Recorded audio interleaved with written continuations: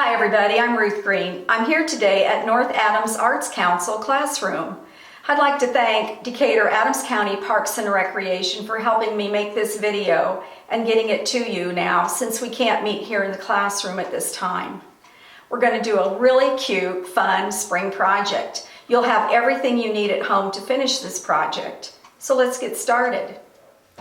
So this is the painting that we're going to do today. I did my project on an 8x10 canvas board, but you use whatever it is you have at home. I gave out some of these art boards in class, so this would be a really great surface to use. Also, if you have watercolor paper, that works. Construction paper is fun if you're using colored pencils or markers. So use whatever supplies that you have at home. So you're going to need a surface to paint on. You're also going to need a container for water, and we only need that full, about half. I usually use paper towels, or when I'm at home I use paint rags.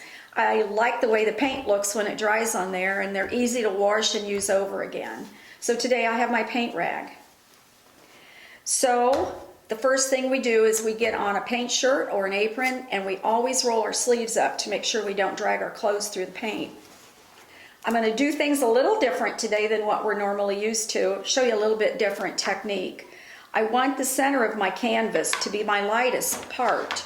So I'm going to put my darkest colors near the edges. We're going to do what's called brush mixing. I'm using DecoArt Americana paints. You use whatever paints you have, they all work great. So I'm going to put a little bit of white here and there, just dropping drops of paint on the canvas. I also want to make sure that my brush is properly conditioned for acrylic paint. So we put it in the water and we put it on our paint rag this way and then turn it that way. We don't need to squeeze or force the water out. This conditions your brush so it's easier to clean when you're done painting. Keeps your brushes longer. So what I did, just double mix. A couple of drops of this and that, and we just go from one part of the canvas to the other. We don't want this paint to blend smooth or perfectly. We want to see some dimension in the back of the canvas.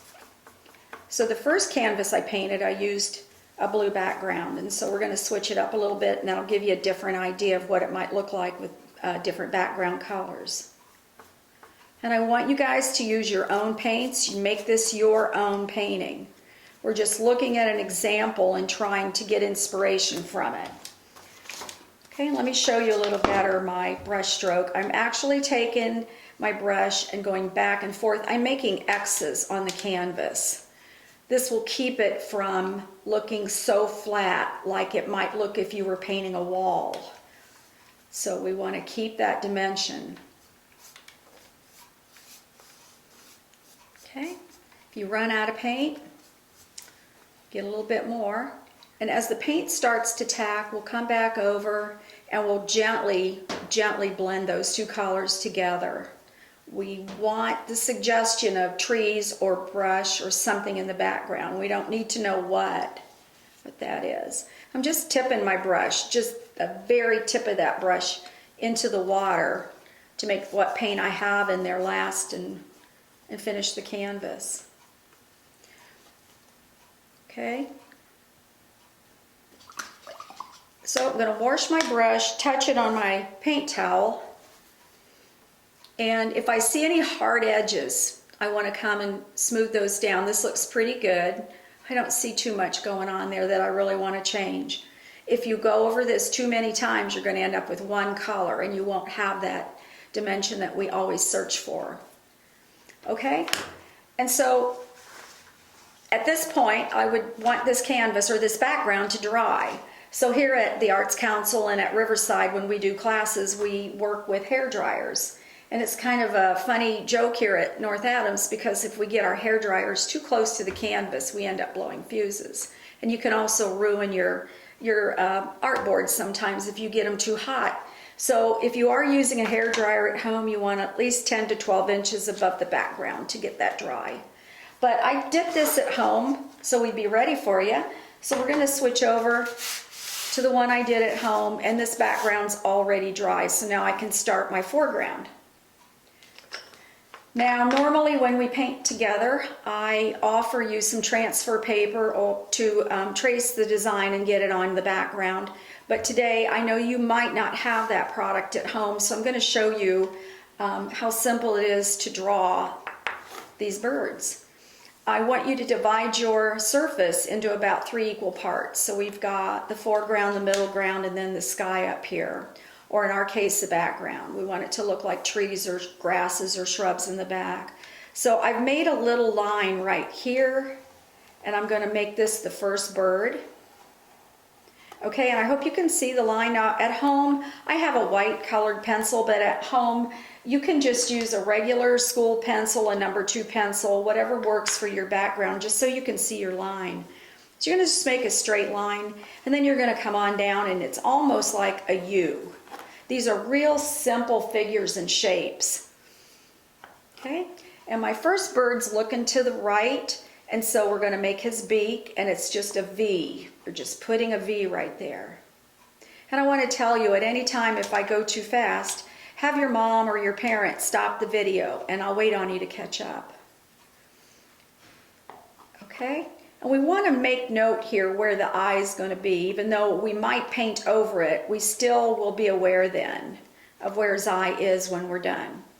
His wing almost looks like a pocket, kind of slanted at the top and comes down just like a pocket with a straight line. Also, the tail is very easy to do. It's just 3 little loops tied together. Okay? Okay, and the legs are really simple sticks that just come down. And now we have our first bird. The second bird comes across like this.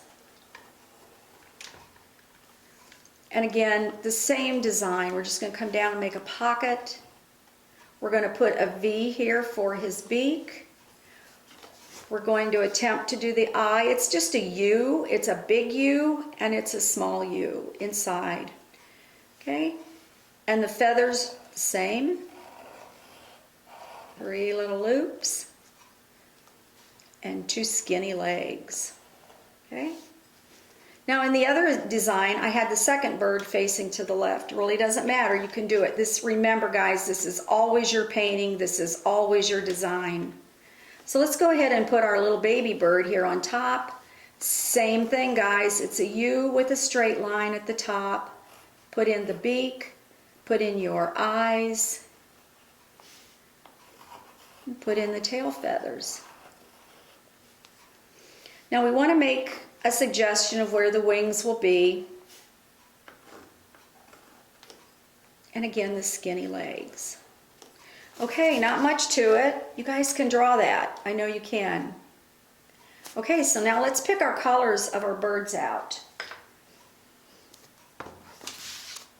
Okay, I got some bright colors. I really like the springtime and the bright Easter colors that we see this time of year. So I'm going to start with the baby bird on top. We usually start when we paint on top of the canvas and work down, and that way we're not dragging through wet paint to complete what we're working on. So I'm going to start with the baby bird on top.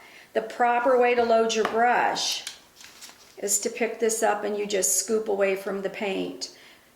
You have to know how to properly load your brush so that you get a good, smooth start to your painting. If I just took that brush and dabbed it in like this, I'd have a glob of paint on there, and it'd be very difficult and hard to control that paint. So, I'm going to try to stay in the lines here, but it really isn't going to matter much if I don't, because remember, this is my painting. It can look like I want it. I'm going to go right over. I'm going to go right over my drawing of his wing and his eye, and we're just going to fill in the lines. At this point, this is really easy. This is kind of color book painting, isn't it? And that's what we call it here in class. Again, the classes I teach are geared toward 6 to 12-year-olds. Everybody works at their own skill level. So I want to make sure that I take a little bit of the paint from this bird and put it down on another bird as well. So we're going to go ahead and add some pink here to the tail feathers. Okay, and it doesn't have to be perfect again. And this might be a good time for you to switch to your little round brush. I paint a lot, so I'm used to more of the bigger brushes, but when you're learning, you need to stay with the type of brush and the size of brush that fits the project you're painting. All right, so now I have to decide what color my second bird's going to be, and I'm going to try to get some of this brighter green in here, and we'll see how that looks with my background that's green, and I think he's going to be just fine. Okay, and so again, it's just repeating what I've already done. We're just base coating that bird in. I like that a lot. That really pops against that green-gray background. It's great. These colors are new this year and for this spring, and so the companies that make paint think about what we might want to use as the seasons go and change. I really like him. So again, we're going to take some of that same green and we want to add it not only to his tail feathers, but to the other birds as well, because in my mind, this is a family. This is the mom, the dad, and the baby bird. So we're coming right along. The bottom bird, I think we're going to do blue. So I'm going to get this vibrant blue here, and we're going to see what that looks like. Oh yeah, here he goes. He's coming along too. He's fine. So at this point, all the birds are going to be painted the exact same way. We're just repeating again what we've already done up above. And this is called base coating. When you just get that primary base coat in, then we add detail later on.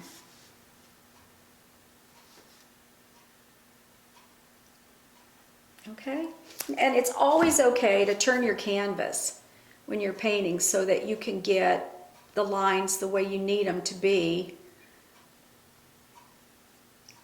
to stay in the lines. Okay, that's coming pretty good. I'm going to add a little bit of blue, or excuse me, I'm going to add a little bit of white in here to kind of just pop that color a little bit away from the side, the edges. Okay. The next thing we got to do is put in their feathers, their wings. So I'm kind of just going to make suggestions of that. And again, let's trade out the colors. So on the pink bird, we're going to add the green. And on the green bird, let's add a little bit of pink. And after all, they're a family. And then on the blue bird, let's add some pink as well. That might show up best. Okay. Okay, and I might even add a little bit of white to that. Okay.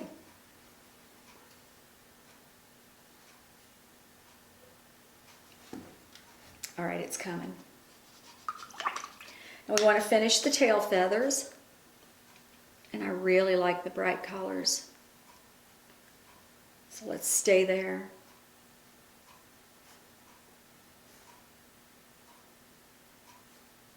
It's all about how you load your brush and how you hold it. It's brush stroke work, and that's what we're doing again today. Okay.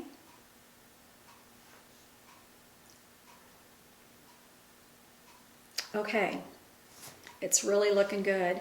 Now at this point, you guys know we have to leave this dry a little bit because we're going to use our Sharpie markers. And you know from class that if you use your Sharpie marker on wet paint, you're going to ruin your marker.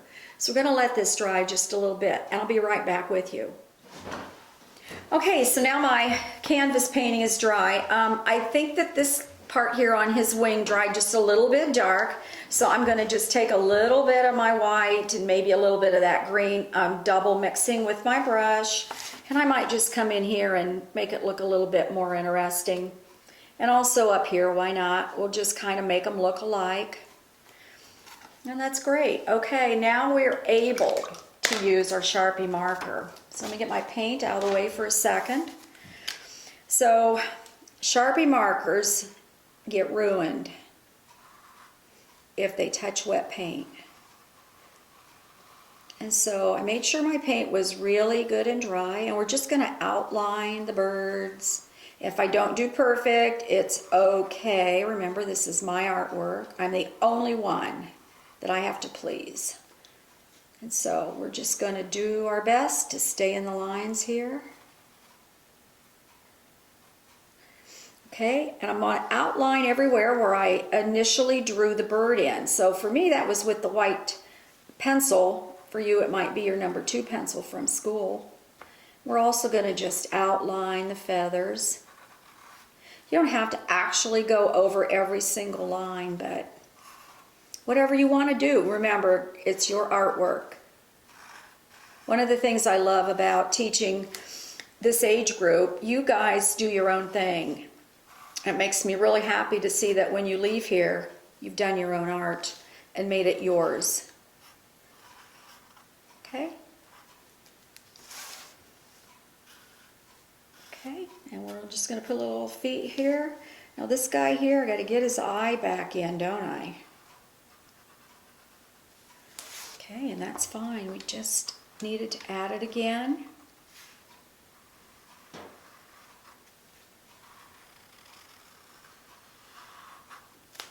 Okay, so we'll just kind of a little bit of here, outline here just a little bit.